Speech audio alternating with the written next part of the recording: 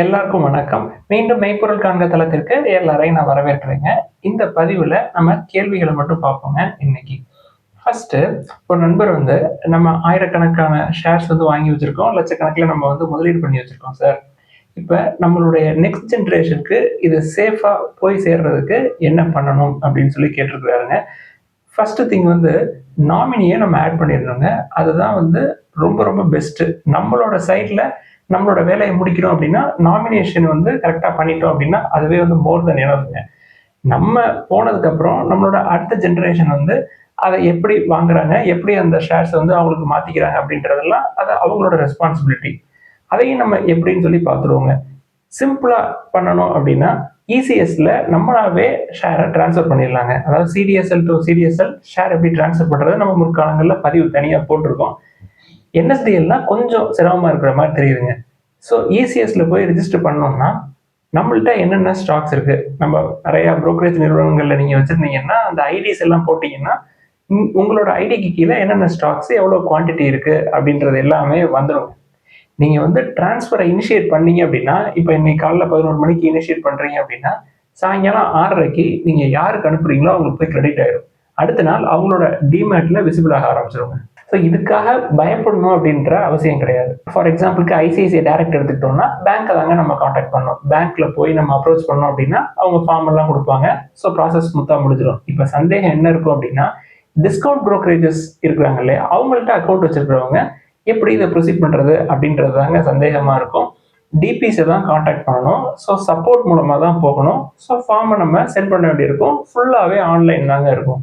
அடுத்து power grid infrastructure investment trust, then IndiGrid trust. இது ரெண்டுக்கும் என்ன வித்தியாசம் அப்படின்னு சொல்லி கேட்குறாங்க. ரெண்டு பேருமே பண்ற வேலை ஒண்ணுதாங்க. இதுல பிஜி இன்விட் எடுத்துக்கிட்டோம்னா அது கவர்மெண்ட் பேக்டு, இன்டிகிரேட் ட்ரஸ்ட் எடுத்துக்கிட்டோம்னா அது பிரைவேட் பிளேயர்ஸ்ங்க.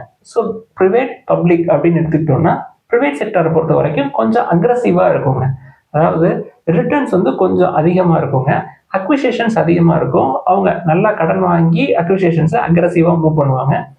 பிஜி இன்விட்டை பொறுத்த வரைக்கும் ஸ்டேபிளாக தாங்க இருக்கும். ஸோ அசெட்ஸ் அப்படின்னு பார்த்தோம்னா அக்விசிஷனுக்கு கொஞ்சம் லேட் ஆக தான் செய்யும். பட் ஈல்டுன்னு பார்த்தோம்னா பிஜி இன்விட்டுக்கு இப்பயுமே ஈல்டு அதிகமாக இருக்குங்க இன்டிகிரேட் ட்ரஸ்ட்டை கம்பேர் பண்ணுறப்ப. அவங்க கடன் வாங்கி அக்விசிஷன் நடக்குது அப்படின்னா கடன் சும்மா வாங்க மாட்டாங்க. ஸோ அவங்களும் வாங்கின கடனுக்கு வட்டி கொடுக்க வேண்டியிருக்கும். ஸோ கடன் வாங்குவாங்க, வட்டியை கட்டுவாங்க, மிச்சத்துக்கு டிஸ்ட்ரிபியூஷன் நடக்குங்க. கடன் இல்லாத கம்பெனிக்கு போகிறப்ப வட்டிகள் போகாது, அக்விசிஷனும் இருக்காது, ஈல்டு நம்மளுக்கு நல்லா கிடைக்கும். ஈல்டு நிறையா வருது, அதாவது அவங்களுக்கு கிடைக்கிறதெல்லாம் பே அவுட்டாக வெளில அனுப்பிட்டாங்க அப்படின்னா க்ரோத் கொஞ்சம் மெதுவாக தாங்க இருக்கும். Growth in the sense capital appreciation, அதாவது ஷேர் ப்ரைஸ் அப்ரிசியேஷன் அப்படின்னு எடுத்துக்கிட்டோம்னா பிஜி யூனிட் கொஞ்சம் மெதுவாக தான் இருக்கும் இன்டிகிரேட் ட்ரஸ்ட்டை கம்பேர் பண்ணுறப்ப. ஸோ நான் முற்காலங்களில் பிஜி யூனிட்டை கன்சிடர் பண்ணதுக்கு என்ன காரணம் அப்படின்னா, அன்னைக்கு பாண்டை கன்சிடர் பண்ணுறதுக்கு எனக்கு வழி தெரியல. ஸோ பிஜி யூனிட் நல்ல ஈல்டு இருந்ததுங்க. அதாவது அன்னைக்கு ஈல்டு கம்மி தான், இப்போதான் ஈல்டு அதிகம். நல்ல ஈல்டு அப்படின்னா ஒரு 10% பக்கமாக இருந்ததுங்க. நான் 140, 130, 20, 10, 110, 100 வரைக்கும் கன்சிடர் பண்ணியிருக்கேன். 75 வரைக்கும் கன்சிடர் பண்ணியிருக்கேன். கொஞ்சம் கொஞ்சம் தானே கன்சிடர் பண்ணுவோம். ஸோ ஆவரேஜ் ஷேர் ப்ரைஸ் அப்படின்னு பார்த்தோம்னா ஒரு 100 ருபீஸில் இருக்குன்னு வச்சுக்கோமே. லாஸ்ட் 2 இயர்ஸாக என்கிட்ட இருக்குங்க. ஸோ 100 ருபீஸில் லாஸ்ட் 2 இயர்ஸ் 2.5 இயர்ஸில் எனக்கு ஒரு 25 ரூபா வந்துருச்சு டிவைடெண்டாக. மிச்சம் ஒரு 75 ரூபா தான் நம்ம பணம் இருக்குது. ஸோ 75 ரூபாய் இன்னொரு 10 வருஷம் நான் ஹோல்ட் பண்ணுறேன்னு வச்சுக்கோங்களேன். ஸோ இப்போ டிவிடெண்ட் 12 ரூபா தர்றாங்க. ஸோ 10 வருஷத்துக்கு ஆவரேஜாக 8 ரூபான்னு வச்சுக்கோமே வருஷத்துக்கு. ஸோ 10 வருஷத்தில் மிச்சம் 80 ரூபா வந்துருச்சுங்க. அதுக்கப்புறம் நான் வச்சிருக்க ஷேர்ஸ் எல்லாமே எனக்கு போனஸ் தான். இப்போ என்ன சந்தேகம் வரும் அப்படின்னா, பிஜி இன்விட் ஸ்டேபிளாக தான் இருக்கும், ரிட்டர்ன்ஸ் ஈல்டு நிறைய கிடைக்கும், பட் அப்ரிசியேஷன் அப்படின்றது மெதுவாக தான் இருக்கும் அப்படின்னு சொல்றீங்க. இன்னொரு சைட் பார்த்தோம்னா இன்டிகிரேட் அக்விசிஷன்ஸ் அக்ரெசிவாக பண்ணுறாங்க. ஸோ அக்ரெசிவாக அது மேலே போகிறதுக்கு வாய்ப்பு இருக்கா அப்படின்ற கேள்வி வருங்க. மேலோட்டமா சொல்லணும் அப்படின்னா இக்கரைக்கு அக்கறை பச்சையா தெரியுங்க, அவ்வளவுதான். நம்ம ஒரு 6 மாசத்துக்கு முன்னாடி 74, 72 இருந்தப்பையும் power grid infrastructure investment trust பத்தி பேசியிருக்கோம். அதுக்கப்புறம் இன்ட்ரெஸ்ட் ரேட்ஸ் குறைச்சாங்க. ஸோ இன்ட்ரெஸ்ட் ரேட்ஸ் குறைக்கிறப்ப பிஜி யூனிட் இப்போ ஒரு 52 வீக் ஹைக்கு போயிடுச்சு. இன்ட்ரெஸ்ட் ரேட்ஸ் இன்னும் குறைப்பாங்க. அமெரிக்காலையும் குறைக்கிறதுக்கு ட்ரம்ப் அவர்கள் புஷ் பண்ணிக்கிட்டே இருக்கிறாரு. ஸோ ஜெரோம் பவுல் அவர்களும் இந்த வருஷத்துல இன்னொரு 2 ரேட் கட் இருக்கும் அப்படின்னு சொல்லி ஹிண்ட் கொடுத்துருக்காரு. ஜெரோம் பவுல் இருந்தாலும் மே 2026 வரைக்கும் தான் இருப்பாரு. அதுக்கப்புறம் அடுத்தால போட்டுருவாங்க ட்ரம்ப் அவர்கள். ஸோ ரேட் கட்ஸ் இருக்கும். ஸோ ரேட் கட்ஸ் இருந்தது அப்படின்னா பிஜி யூனிட்க்கு அது ஒரு பாசிட்டிவ். அடுத்து பிடிசி இந்தியா பத்தி எழுதியிருக்கிறாங்க. சார் 7% டிவிடெண்ட் கிடைக்குது அப்படின்னு சொல்லி எழுதியிருக்காங்க. நான் எப்பொழுதுமே இந்த ட்ரேடிங் பிஸ்னஸ்க்குள்ள போறதே இல்லைங்க. அது ஐஎக்ஸா இருக்கட்டும், இல்லை பிடிசியா இருக்கட்டும், இல்லை ரெடிங்டனா இருக்கட்டும், இதெல்லாமே நான் வந்து கன்சிடர் பண்றதே இல்லைங்க பர்சனலா. In addition to that dividend அப்படின்னு எடுத்துக்கிட்டீங்கன்னா பிடிசியோ இல்லை எதுவோ பிஜின்னு விட்டு அடிச்சுக்க முடியாதுங்க இன்னைக்கு இருக்கிற சுச்சுவேஷனுக்கு. அது போக நிறைய நண்பர்கள் வந்து ஒரு 4-5 மாசத்துக்கு முன்னாடி 75, 80, 85 எல்லாம் கன்சிடர் பண்ணியிருந்தாங்க. ஸோ அவங்களுக்குலாம் ஈல்டு இன்னும் அதிகமா இருக்குங்க. அதாவது அவங்களுக்கு ஷேர் ப்ரைஸும் அப்ரிஷியேட் ஆயிருக்கு, பிளஸ் ஈல்டும் கிடைச்சிருக்கு. அடுத்து டாடா மோட்டார்ஸோட ரெக்கார்ட் டேட் வந்து அக்டோபர் 14, 2025 வருது சார். 1:1 டிமர்ஜருக்கு 13th அன்னைக்கு நம்ம பார்த்தோம் அப்படின்னா நம்மளுக்கு வந்து கிடைக்குமா, 1:1 ரேஷியோல நம்ம பார்ட்டிசிபேட் பண்ண முடியுமா அப்படின்னு சொல்லி கேட்டிருக்காங்க. ஸோ 13 தாங்க வந்து நம்ம கன்சிடர் பண்றதுக்கு லாஸ்ட் டேட், அந்த 1:1 டிமர்ஜர்ல பார்ட்டிசிபேட் பண்ணணும் அப்படின்னா. அடுத்து ஹெர்னாப் இண்டஸ்ட்ரீஸ் அப்படின்னு நிறுவனத்தை பத்தி ஒரு நண்பர் எழுதியிருக்கிறாங்க. அதாவது லாஸ்ட் 1 இயர் எடுத்துக்கிட்டோம்னா ஒரு 34% கீழே விழுந்திருக்குங்க. கம்பெனியோட வேல்யூவேஷன் இப்போதான் கொஞ்சம் டீசெண்டா இருக்கு. அதாவது பிரைஸ் டு புக் 1.42 பக்கமா இருக்கு. ஒரு 30 டைம்ஸ் ஏர்னிங்ஸ்ல வந்திருக்குங்க. நண்பர் வந்து ஹையர் வேல்யூவேஷன்ல கன்சிடர் பண்ணியிருந்திருக்கிறாரு. ஸோ 34%னா அவருக்கும் 34-35% கீழே விழுந்திருக்கும்னு நினைக்கிறேன். பிளஸ் டெட் டு ஈக்விட்டியும் 0.26ல இருக்குங்க. ஸோ இந்த மாதிரி நேரம் தான் வந்து அட்லீஸ்ட் நம்ம பார்க்க வேண்டிய நேரம், நம்ம வாட்ச் லிஸ்ட்ல இருக்க வேண்டிய நேரமே இதுதாங்க. இந்த வேல்யூவேஷன் தான் டீசெண்டா இருக்கு. அடுத்து உட்ரா ஸ்மால் ஃபைனான்ஸ் பேங்க் பத்தி ஒரு நண்பர் எழுதியிருக்கிறாருங்க. அதாவது இந்த ரைட்ஸ் இஷ்யூல பார்ட்டிசிபேட் பண்றதை பத்தி எழுதியிருக்கிறாரு. என்கிட்ட வந்து ஒரு 4000+ ஷேர்ஸ் இருக்கு சார் அப்படின்னு சொல்லி எழுதியிருக்கிறாருங்க. 8 ஷேர் நம்மளுக்கு கிடைக்குங்க. அதாவது at the share price of 14 அப்படின்ற மேனைக்கு இப்போ 20 or 21 இருக்கு. ஸோ ஒரு 35% டிஸ்கவுண்ட்ல நம்மளுக்கு வந்து ஷேர்ஸ் கிடைக்கும். ரைட்ஸ் இஷ்யூ அப்படின்றது அதுதான். ஸோ ஃபார் எவ்ரி 13 ஷேர்ஸ் உங்களுக்கு 8 ஷேர்ஸ் ரைட்ஸ் இஷ்யூ அப்ளை பண்ணலாம். அடுத்து பஜாஜ் ஸ்டீல் அப்படின்னு நிறுவனத்தை பத்தி கேட்டிருக்காங்க. ஸ்டீல்ல இல்லைங்க, மெட்டல் செக்டர் எடுத்துக்கிட்டோம் அப்படின்னா லார்ஜ் கேப்பா பார்த்து போயிடுறது பெஸ்ட்டுங்க. என்ன காரணம் அப்படின்னா இந்த ஸ்மால் பிளேயர்ஸ்க்கு லார்ஜ் பிளேயர்ஸ் வந்து காம்படிஷன், அது ஒன்று. தென் இன்னைக்கு இருக்கிற சுச்சுவேஷன் எப்படி இருக்கு, மெட்டல்ஸ்க்கெல்லாம் டேரிஃப் அப்படின்ட்டு இருக்கு. ஸோ டேரிஃப் அதிகமாக இருக்கிறதுனால லார்ஜ் பிளேயர்ஸ்லேருந்தே வர காம்படிஷனுக்கே டஃப் கொடுத்து இந்த ஸ்மால் பிளேயர்ஸ் எல்லாம் நிற்கணும். கம்பெனியோட பெர்ஃபார்மன்ஸ் எடுத்து பார்த்தோம்னா ஃபினான்ஷியல் 21 முடிவில் 65 crores ப்ராஃபிட் பண்ணியிருக்காங்க. இது ஃபினான்ஷியல் 24 எடுத்துக்கிட்டோம்னா 59 crores இருக்குங்க. அதாவது 21 கம்பேர் பண்ணுறப்ப 24ல குறைஞ்சிருக்கு. தென் ஃபினான்ஷியல் 25ல ஒரு 84 crores ப்ராஃபிட் பண்ணியிருக்காங்க. ஸோ சைக்கிளிக்காக தான் இருக்குது அப்படின்றத புரிஞ்சுக்கணும். ஸ்டீல் செக்டரில் இப்போ டாடா ஸ்டீல் எடுத்துக்கிட்டிங்கனாலும் ஃபினான்ஷியல் 21ல பண்ண ப்ராஃபிட்டை 22லயோ 23லயோ 24லயோ 25லயோ பண்ணலைங்க. ஈவன் நடுவில் ஒரு ஃபினான்ஷியல் எடுத்துக்கிட்டோம்னா பெரிய லாஸ் கூட பண்ணியிருக்காங்க. 4000 crore பக்கமாக லாஸ்லாம் பண்ணியிருந்தாங்க. அப்படி இருந்தும் டாடா ஸ்டீல் மேலே ஏறுறதுக்கு என்னங்க காரணம், சேஃப்கார்ட் டியூட்டி போட்டுருக்காங்க. தென் சைனால ஒரு சில பாலிசிஸ் எல்லாம் மாத்திருக்காங்க. அதனால கம்பெனி நல்லா பெர்ஃபார்ம் பண்ணும் அப்படின்னு நம்பிக்கிட்டு ஷேர் பிரைஸை மேலே ஏற்றிருக்காங்க. பெர்ஃபார்மன்ஸ் இன்னும் காட்டுறதுக்கு முன்னாடி ஷேர் பிரைஸ் ஏற்றிட்டோம். அடுத்து கிரீடோ பிராண்ட்ஸ் எடுத்துக்கிட்டோம்னா கம்பெனி லாஸ்ட் 1 இயர்ல ஒரு 41% கீழே இறங்கி இருக்குங்க. டெக்ஸ்டைல் செக்டர் மாதிரி தெரியுது. டெக்ஸ்டைல் செக்டர்லாம் லாஸ்ட் 3 or 4 இயர்ஸாவே ரெவன்யூ ஃபால் தொடர்ந்து இருக்குங்க. ஸோ அது வந்து ஷேர் பிரைஸ்ல ரிஃப்ளெக்ட் ஆயிருக்கும். வேல்யூவேஷன் நல்லா இருக்கிற மாதிரி தான் தெரியும். 11 times earnings, price to book 2ங்க. Small cap. இதை விட நல்ல வேல்யூவேஷன்ல எல்லாம் டெக்ஸ்டைல்ஸ் இருக்குங்க. பெரிய கம்பெனிஸே இருக்கு. ஃபார் எக்ஸாம்பிள் வர்தமான் டெக்ஸ்டைல்ஸ் எடுத்துக்கிட்டோம்னா PE வந்து 13 டைம்ஸ் தாங்க இருக்கும். பிரைஸ் டு புக் 1.5 விட கம்மியாக தான் இருக்கும். 1.11 தான் இருக்கும். ஒரு 12,000 crore இருக்கும் மார்க்கெட் கேப். ஒரு மிட் சைஸ் கம்பெனின்னே சொல்லலாங்க வர்தமான் டெக்ஸ்டைல்ஸை பொறுத்த வரைக்கும். அவங்களுக்கு ப்ரெஷர் இருக்காதா அப்படின்னா அவங்களுக்கும் ப்ரெஷர் இருக்கும். இன்னைக்கு இருக்கிற சுச்சுவேஷன் எப்படி இருக்குங்க, டெக்ஸ்டைல்ஸ் எதுவுமே கன்சிடர் பண்றதுக்கு ஒரு பயத்தை உண்டு பண்ணுதுங்க. ஏன்னா ட்ரம்ப் அவர்களுடைய டேரிஃப் இன்னும் ஒரு 3.5 வருஷம் இருப்பாரு. ஸோ சுச்சுவேஷன் எப்படி இருக்கும், நிலைமை எப்படி மாறும் அப்படின்றதெல்லாம் நம்மளுக்கு தெரியல. ஸோ அதெல்லாம் நான் ரிஸ்காக தான் பார்க்குறேன். நம்மளுக்கு கிளீனாக தெரியணுங்க. நம்ம வந்து முற்காலங்களில் லார்ஜஸ்ட் எக்ஸ்போர்ட்டர் ஆஃப் டெக்ஸ்டைல்ஸ், இப்போ தான் எக்ஸ்போர்ட் பண்ணுறோம். பட் எக்ஸ்போர்ட்ஸில் நிறைய டிஃபிகல்ட்டிஸ் எல்லாம் இருக்கு. அதாவது நம்ம ஏற்கனவே டிஸ்கஸ் பண்ணியிருக்கோம். இந்த எக்ஸ்போர்ட்டர்ஸ் எல்லாம் என்ன ஃபீல் பண்ணுறாங்க, அமெரிக்காவுக்கு அதாவது வெளிநாடுகளுக்கு எக்ஸ்போர்ட் பண்ணுறதுக்காக ரெடி பண்ணுறோம் இல்லையா, அதெல்லாம் வந்து இங்கே லோக்கல் மார்க்கெட்டில் விற்க முடியாது அப்படின்றது வந்து இங்கே உள்ள எக்ஸ்போர்ட் பிஸ்னஸ் பண்ணுறவங்களுடைய எண்ணமாக இருக்குங்க, குறிப்பாக டெக்ஸ்டைல்ஸ். ஸோ அப்படி இருக்கிறப்ப பிஸ்னஸ் எப்படி ஜிஎஸ்டி மட்டுமே வந்து அந்த எக்ஸ்போர்ட் பிஸ்னஸ்ல கிடைக்கிற ரெவன்யூவை ஜிஎஸ்டி கட் மூலமா அவங்க வந்து காம்பன்சேட் பண்ணிட முடியாது அப்படின்றது எக்ஸ்போர்ட்டர்ஸோடைய நம்பிக்கைங்க டெக்ஸ்டைல் செக்டரை பொறுத்த வரைக்கும். அடுத்து நாட்கோ ஃபார்மா பத்தி எழுதிருக்காங்க. நாட்கோ ஃபார்மா நல்ல வேல்யூவேஷன் இருக்குங்க, ஆல்மோஸ்ட் டெட் ஃப்ரீ. அடுத்து சவுத் இந்தியன் பேங்க்ல நிறைய கேள்விகள் மறுபடியும் வருதுங்க. சார் 10% மேலே ஏறிடுச்சு, இப்பயுமே வந்து நல்ல லெவல்ல இருக்கா அப்படின்னு சொல்லி கேட்குறாங்க. வேல்யூவை பாருங்க, 10% ஏறுது இறங்குறத பத்தி எதுக்கு யோசிக்கணும். புக் வேல்யூ எடுத்துக்கிட்டோம்னா 39 to 40 அந்த ரேஞ்சில் இருக்குங்க. ஸோ இப்பயுமே புக் வேல்யூ கீழே தான் இருக்கு. ப்ரைஸ் டு ஏர்னிங்ஸ்ன்னு பார்த்தோம்னா 6 or 7 டைம்ஸ் இருக்கு. கம்பெனி ஒரு வருஷத்துக்கு 10% புக் வேல்யூவை கூட்டுறாங்க. அதாவது இப்போ 40 இருக்கு அப்படின்னா நெக்ஸ்ட் 5 இயர்ஸ் எடுத்துக்கிட்டோம் அப்படின்னாலே வருஷம் வருஷம் 4 ரூபாய் ஏறுனுச்சு அப்படின்னாலே நம்ம வந்து இன்னொரு 5 இயர்ஸ் கழிச்சு புக் வேல்யூ 60+ தான் நம்ம பார்க்க முடியும். ஸோ இன்னைக்கு எவ்வளவு ஷேர் பிரைஸ் அப்படின்னு பாருங்க, நெக்ஸ்ட் 5 இயர்ஸ் கழிச்சு எவ்வளவு புக் வேல்யூ இருக்குன்னு பாருங்க. இந்த மாதிரி பார்த்துட்டு அதுக்கப்புறம் உங்களுக்கு சாட்டிஸ்ஃபைடா இருந்தா உள்ள போங்க. அடுத்து ஏவிடி நேச்சுரல்ஸ் அப்படின்ற நிறுவனத்தை பத்தி கேட்டிருக்காங்க. ஸ்மால் கேப் பிசினஸ் மாதிரி தெரியுதுங்க. 3 வருஷமா ரெவன்யூ ஃபால் இருக்குங்க. ஸோ பெர்ஃபார்மன்ஸ் சரியில்லை அப்படின்னா ஷேர் பிரைஸை கீழே இறக்கியிருப்பாங்க. அது போக கம்பெனிக்கு டெட் டு ஈக்விட்டி 0.22 இருக்கு. வேல்யூவேஷன் 19 டைம்ஸ் ஏர்னிங்ஸ் இருந்தாலும் நான் வந்து டெட் அதிகமாக இருக்கிறது ரிஸ்க்காக தான் பார்ப்பேன். ஸ்மால் கேப் பொறுத்த வரைக்கும் பிரைஸ் டு புக்கும் 2.22 இருக்குங்க. அடுத்து ரேட் கட்லாம் வந்து பண்றாங்க இல்லையா சார், அதனால கோல்ட் பிரைஸ் ஏறுது.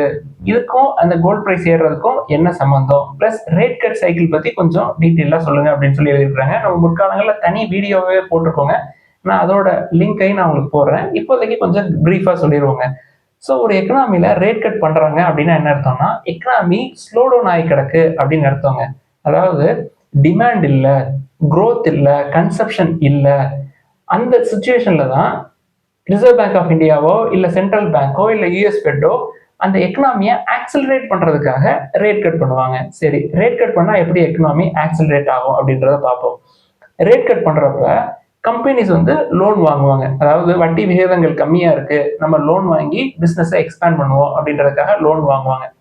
ரேட் கட் பண்ணுறதுக்கு இன்னொரு முக்கியமான காரணம் ஜாப். அதாவது வேலை வாய்ப்பு நிறைய இழக்கிறாங்க, இல்லை வேலை வாய்ப்புகள் கிடைக்கல அப்படின்னா அந்த சுச்சுவேஷன்லேயே ரேட் கட் பண்ணுவாங்க. வேலை வாய்ப்புகள் எப்போ கிடைக்காம போகும், அந்த எக்கனாமியில் டிமாண்ட் இல்லை, கன்சப்ஷன் இல்லை, க்ரோத் இல்லை அப்படின்னா வேலை வாய்ப்புகளும் இருக்காதுங்க.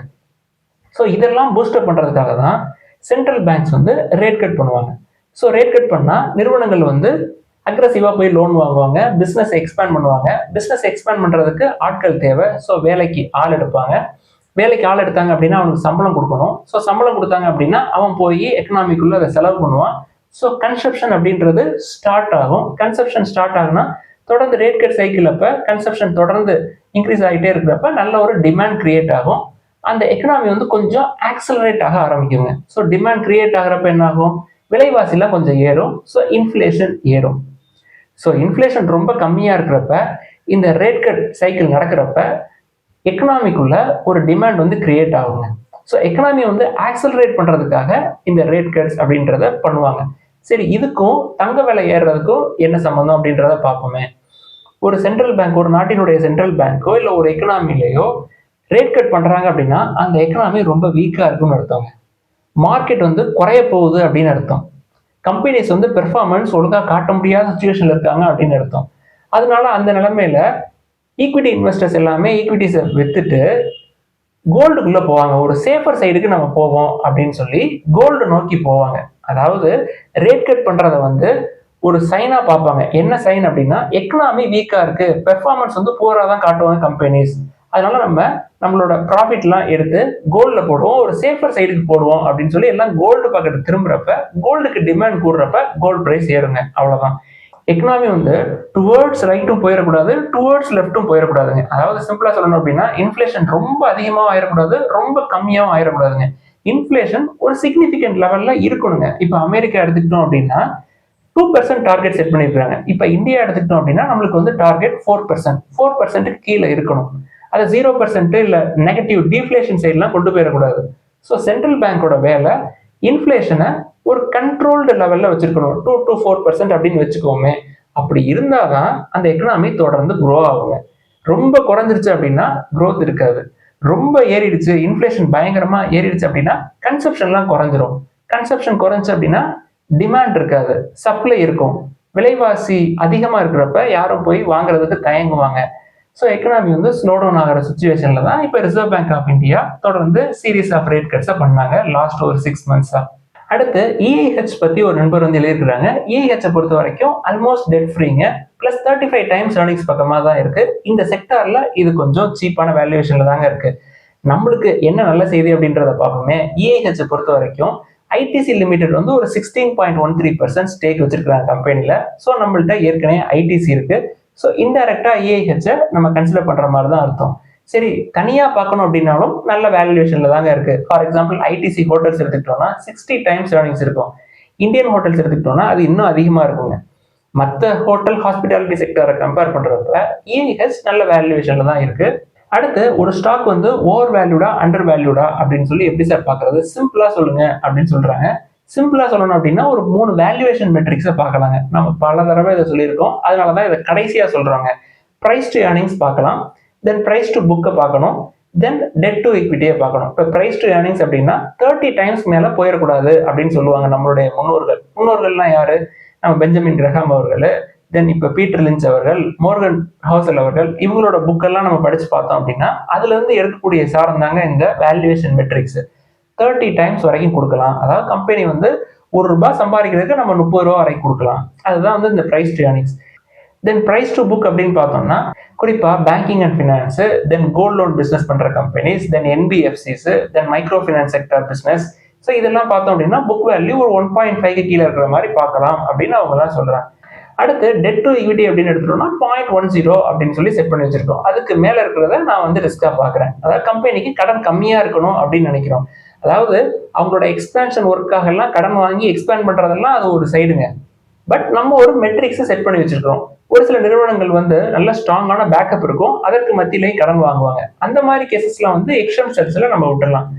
இப்ப எடுத்துக்காட்டுக்கு பாலிமெடிக்யூர் அப்படின்னு நிறுவனத்தை பத்தி எழுதிருக்காங்க. இப்ப பாலிமெடிக்யூருக்கு பிரைஸ் டு ஏர்னிங்ஸ் வந்து 53 இருக்கு. ஸோ நம்ம 30 அப்படின்னு செட் பண்ணோம்னா 53ங்கிறது அது ஒரு ஓவர் வேல்யூட் சைட்ல இருக்கிறதா தாங்க அர்த்தம்.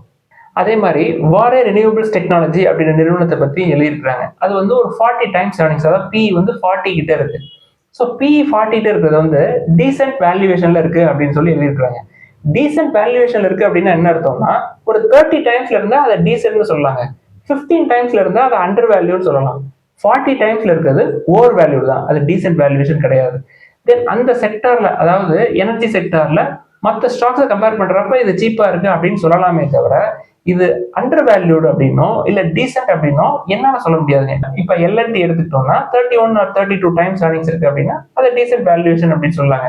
இதுல நம்மளோட மூளை எப்படி வேலை செய்யும் அப்படின்னா பயாஸ்டா தான் இருக்கும் இந்த மாதிரி சிச்சுவேஷன்ல. அதாவது அந்த செக்டார்ல மற்ற ஸ்டாக் எல்லாம் வந்து ஹையர் வேல்யூவேஷன்ல இருக்கு, இது வந்து 40 டைம்ஸ் ஏர்னிங்ஸ்ல இருக்கு, எனக்கு சீப்பா தெரியுது அப்படின்னு சொல்லி உள்ள போனோம் அப்படின்னா மறுபடியும் அது ட்ராப் தாங்க. அதாவது நான் பெஞ்சமின் கிரஹாம் அவர்கள் சொன்னதுதான் சொல்றேன். பங்குச்சந்தையை பொறுத்த வரைக்கும் ரிஸ்க் எது அப்படின்னா ஒரு ஸ்டாக்கை ஹையர் வேல்யூவேஷன்ல கொடுத்து கன்சிடர் பண்றதுதான் ரிஸ்க் அப்படின்னு எழுதியிருப்பாரு. நெவர் ஓவர் பே, அதாவது 40 டைம்ஸ் ஏர்னிங்ஸ் அப்படின்னாலும் அது ஓவர் வேல்யூ தான். ஸோ ஓவர் வேல்யூட் அப்படின்னா பெஞ்சமின் கிரஹாம் அவர்கள் சொல்ற மாதிரி ரிஸ்க் தான் அது. இதெல்லாம் தான் இன்னைக்கு டிஸ்கஸ் பண்ணணும்னு நினைச்சோம். ஏதாவது சந்தேகங்கள் கேள்விகள் இருந்தா எல்லாத்தையும் எழுதுங்க. எல்லாருக்கும் நன்றி.